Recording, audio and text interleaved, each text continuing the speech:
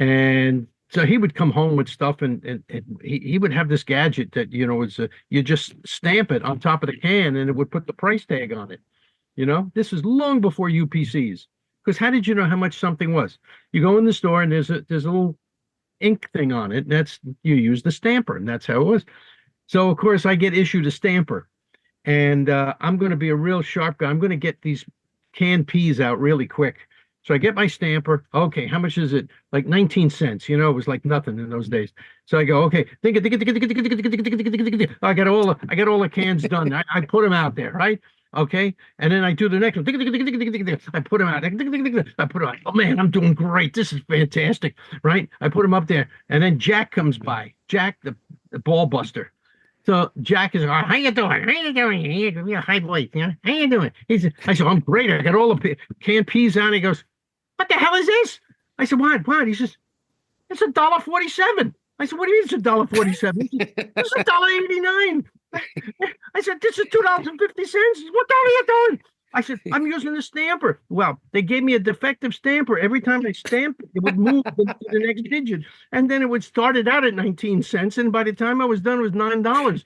So I said, now you got to scrape all of that off. It's going to take all night. You're going to have to use steel wool and get all the numbers off it and put it back up. What the hell? I'm going to fire you now. I said, I'm only here like a day, right?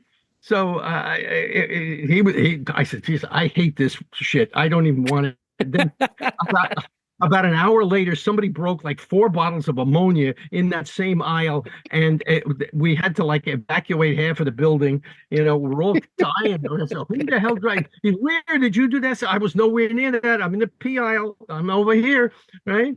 So fortunately, however it worked out, I got transferred to produce, which was much better, because then I could go down and I could take my time bagging potatoes and making salads. And that's when Mr. Jesus, can you help me with the name? I'm having trouble remembering his name. It's so funny. Yeah, I can't Mr. remember. Fafufnik, I don't know. Yeah, the owner of the store comes down, big guy. He's this German guy, He says, let me show you something here. He says, look, I want to show you how to make money in this business. I was a real learning. He says, what do we have here?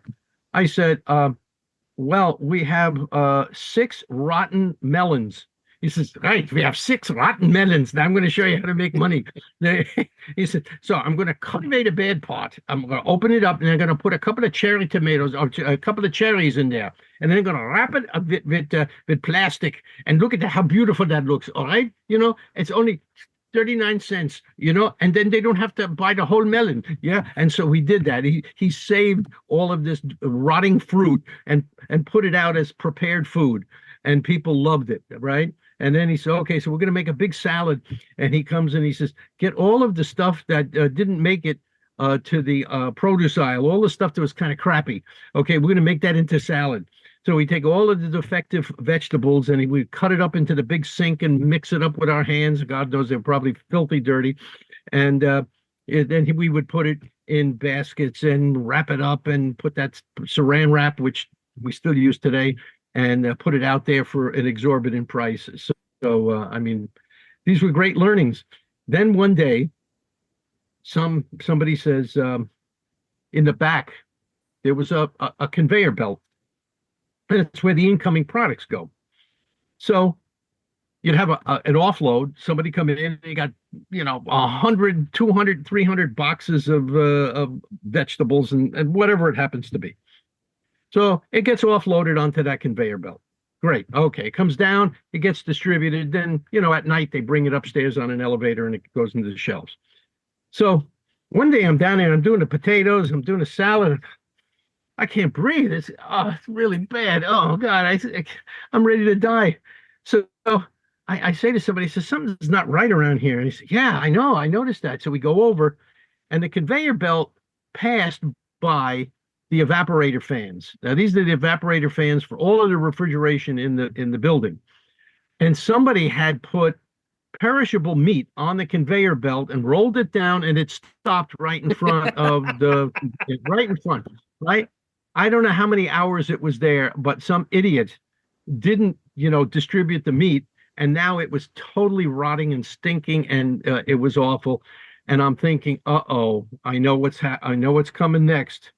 We're gonna get the old man down here to cut away the bad part of the meat and repackage it and put it up there, and I didn't want any part of that.